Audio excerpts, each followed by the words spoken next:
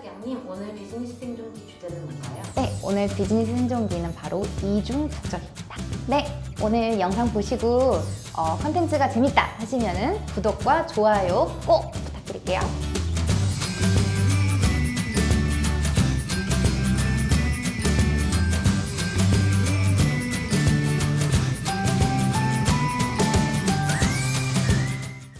네, 제 국적은 프랑스입니다. 이중국적에 대해서 법이 많이 바뀌더라고요. 그래서 좀 불투명한 부분도 많고, 특히 저 같은 혼혈이라든지 이제 교포 대상으로 자주 바뀌었는데, 제 경험으로는 프랑스에서 태어났고, 그래서 어렸을 때, 이제 태어났을 때는 프랑스 국적이었어요.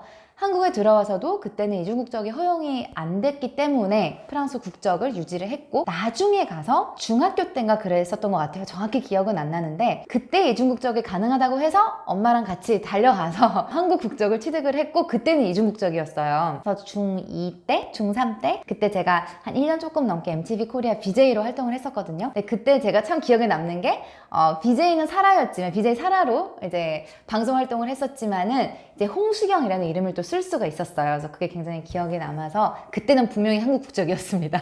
근데 나중에 가서 20대 초반 때, 뭐 23살? 그때 정도의 국적을 선택을 해야 된다. 이중 국적은 이제 안 된다. 불가능하다고 이제 한국 정부에서 이제 공지가 해서 그때 선택을 했어야 됐는데 많이 노력을 했어요. 저는 이중 국적을 너무 유지를 하고 싶었는데 부득이하게도 한국 국적을 포기하는 그런 일이 있었습니다. 그래서 지난번에 확인했을 때는 이게 법이 계속 바뀌잖아요. 그래서 근데 아무도 얘기를 안 해줘요. 그러니까 제가 계속 업데이트를 받으려고 되게 노력을 많이 하는데 지난번에 확인했을 때는 이중국적이 가능하다고 얘기를 한 거예요. 이게 한 8년 전인가 그랬을 거예요. 네. 그래서 한국에 들어와서 또 가서 막 물어봤죠.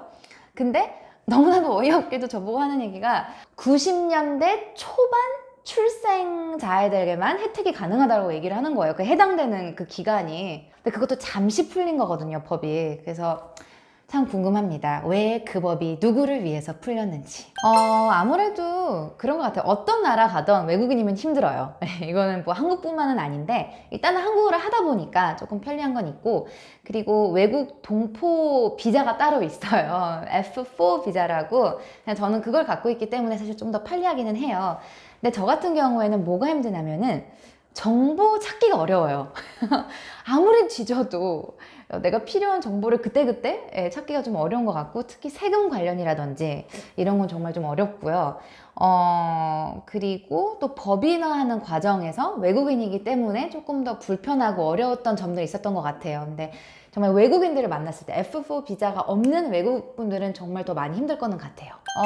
일단은 20대 초반에, 그러니까 국적을 이제 선택을 해야 된다 했을 때 좀 당황스러웠어요. 왜냐면은 이제 한국 국적을 취득한 지 얼마 지나지도 않았는데 또 갑자기 포기해라, 법이 바뀌었다고 하니까 언제 또 이렇게 법이 바뀌었지? 하고 좀 당황스러웠는데, 사실 그거예요. 이제 가서 선택을 해야 되는데 저로서는 좀 어려웠어요. 왜냐면은 이건 한 사람의 정체성이잖아요. 그래서 물어봤어요. 그러면은 혹시 두 국적을 유지할 수 있는 방법이 있을까요? 여자여서 그런 선택은 없습니다라고 하시는 거예요. 그래서 군대. 군대 때문에다. 그러니까 남자는 군대를 갈 수 있기 때문에 가면은 이제 한국 국적을 유지할 수 있는데 여자는 군대를 못 가니까 그냥 안 된다. 선택을 해야 된다라고 하는 거예요. 그래서 저는 물어봤죠. 군대? 저도 갈게요. 군대 가면 한국 국적 유지할 수 있나요? 안 된다고 하더라고요. 근데 저 진짜 잘할 것 같거든요. 미국에서는 저 해병대하고도 같이 조깅하고 또 이스라엘 친구들을 많이 만났었는데, 이스라엘은 왜 여자도 군대를 가잖아요. 그러면은 뭐 크라브마가, 하가나 같은 아주 멋진 호신술을 배우고 와요. 그래서 저도 너무 멋지다고 생각해서 하가나를 좀 배웠습니다, 미국에서.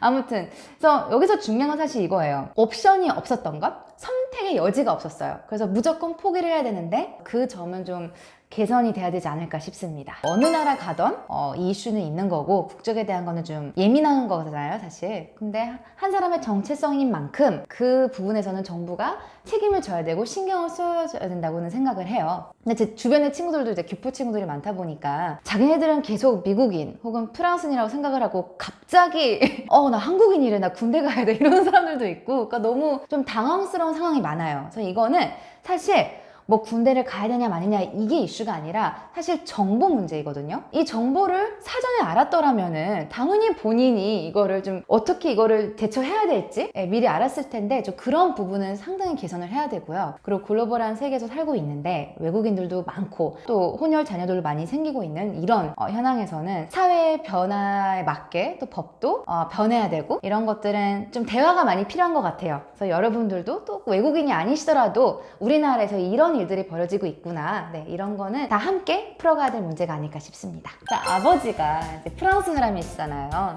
저 아빠가 한국에서 산 지는 오래되긴 했어요. 저보다 더 오래 살았어요. 한국에서는. 몇 년, 5년 전인가 6년 전에 아빠도 이제 한국 시민권을 취득할 수 있다라는 이제 공지가 나왔는데 아빠도 너무 당황스러운 거예요. 내가 한국인이 될 수 있다고? 이제 아빠는 저한테 얘기한 거는 일단은 너가 이중국적이 가능한 날이 오면은 나도 한국인이 되겠다 라고 말씀을 하셔가지고 웃기면서도 좀 슬프고 좀 그런 상황이에요. 네, 그래서 기다려보고 있습니다. 네, 오늘도 비즈니스 생존기 봐주셔서 너무 감사하고요. 이중국적이라는 이 주제가 참 저한테는 너무 중요한 이슈여서 꼭 말씀드리고 싶었는데 봐주셔서 너무 감사드리고요. 다음 에피소드도 꼭꼭 기대해주세요. Merci et à bientôt. Ciao.